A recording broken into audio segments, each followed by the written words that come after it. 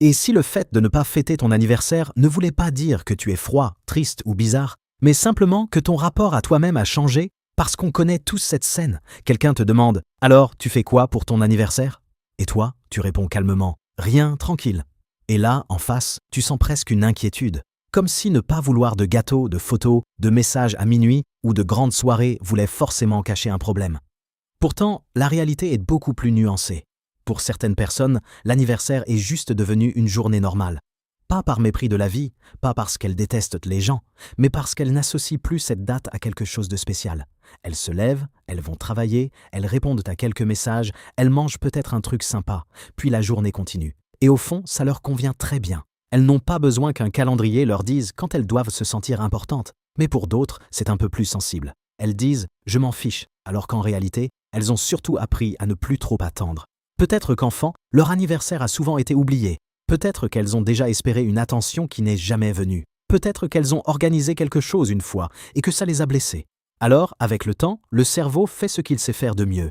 Il protège, il baisse les attentes, il transforme une journée potentiellement douloureuse en journée ordinaire. Parce qu'espérer, parfois, ça coûte trop cher émotionnellement. Et c'est là que ça devient intéressant. Dire « je ne fête pas mon anniversaire » peut venir de deux endroits très différents. Ça peut venir d'une vraie paix intérieure ou d'une fatigue émotionnelle. Dans le premier cas, la personne est tranquille. Elle ne ressent pas de manque. Elle n'a pas besoin d'être au centre. Elle préfère une journée simple, peut-être un moment calme, un bon repas, une promenade ou même rien du tout.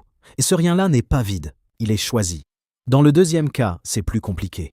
La personne fait comme si ça ne comptait pas, mais elle remarque quand même qui a pensé à elle, qui a oublié, qui a envoyé un message froid ou sincère. Elle ne veut pas demander d'attention, mais une petite partie d'elle aimerait être vue sans avoir à le réclamer. Et franchement, c'est humain. On peut être indépendant, mature, solide, et quand même avoir envie qu'on se souvienne de nous. Il y a aussi ceux qui n'aiment pas leur anniversaire, parce que ça met trop de lumière sur eux.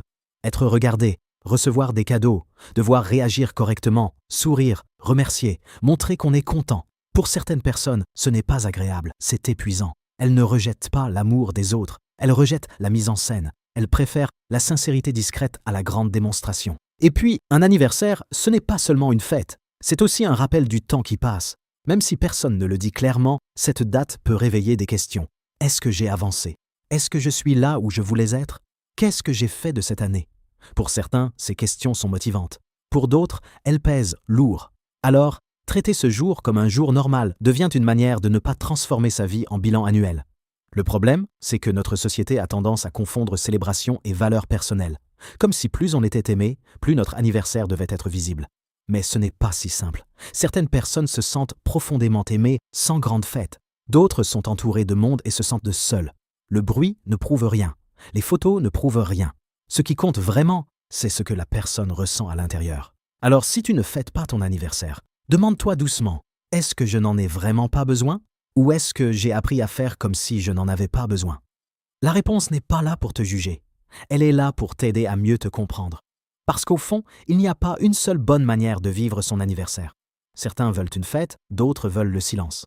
Certains veulent être entourés, d'autres veulent juste une journée paisible. Et tout ça peut être sain tant que c'est honnête. Mais retiens quand même une chose. Ne pas avoir besoin d'une grande célébration ne veut pas dire que tu ne mérites pas d'être célébré. Même discrètement, même simplement. Même par un message sincère, un moment calme, ou juste cette pensée. J'ai traversé une année de plus, je suis encore là.